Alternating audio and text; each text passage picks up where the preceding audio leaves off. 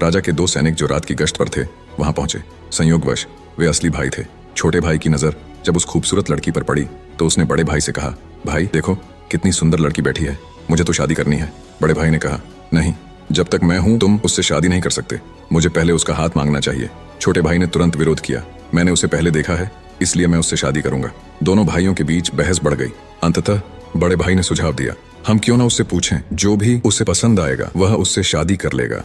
जब दोनों भाई उस खूबसूरत लड़की के पास पहुंचे, बड़े भाई ने पूछा, हे सुंदरी, तुम कौन हो और यहाँ क्या कर रही हो? लड़की ने जवाब दिया, मैं पास के गांव में रहती हूँ और अपने पति की खोज में इस जंगल में घूम रही हूँ। छोटे भाई ने पूछा, तुम्हारा पति कहाँ है? अगर तुम चाहती हो तो हम तुम्हारी मदद कर सकते हैं।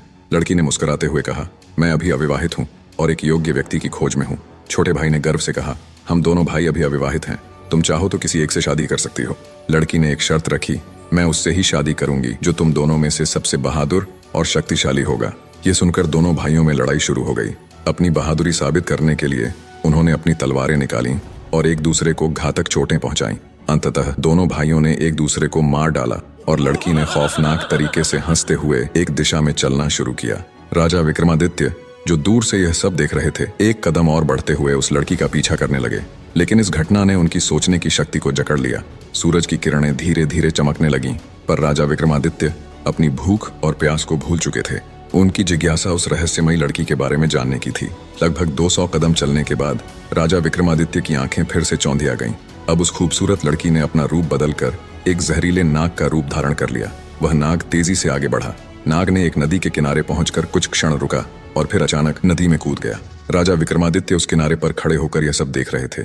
थोड़ी ही देर में नाग ने एक नाव पर छलांग लगा दी, जिसमें लगभग 20 से 25 लोग सवार थे। जैसे ही नाग ने नाव में प्रवेश किया, वहां अफरा तफरी मच गई। लोग अपनी जान बचाने के लिए नदी में कूद पड़े। जो तैरना जानते थे वे तैरकर किनारे तक पहुंच गए और जो नहीं जानते थे वे डूब कर मर गए। कुछ समय बाद नाग फिर से नदी से बाहर आया और नदी के किनारे चलने लगा। विक्रमादित्य ने उस नाग का पीछा करना जारी रखा। कुछ दूर जाने के बाद राजा विक्रमादित्य ने फिर से देखा कि वह नाग एक वृद्ध ब्राह्मण के रूप में बदल गया है। राजा ने सोचा, अब यह सही समय है इस रहस्यमय प्राणी से जानकारी प्राप्त करने का। विक्रमादित्य तेज कदमों से उस ब्राह्मण के पास पहुंचे और हाथ जोड़कर नमस्कार किया। वृद्ध ब्राह्मण ने भी हाथ उठाकर अभिवादन स्वीकार किया और आशीर्वाद दिया। राजा विक्रमादित्य ने वृद्ध ब्राह्मण से पूछा, हे ब्राह्मण देव, तुम कौन हो? ब्राह्मण ने निराशा से कहा, क्या तुम नहीं देख सकते?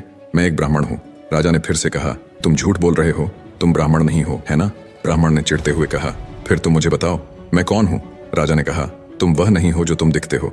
ब्राह्मण ने उत्तर दिया, जो भी मैं हूँ तुम्हें उससे क्या मतलब? तुम अपने काम से काम रखो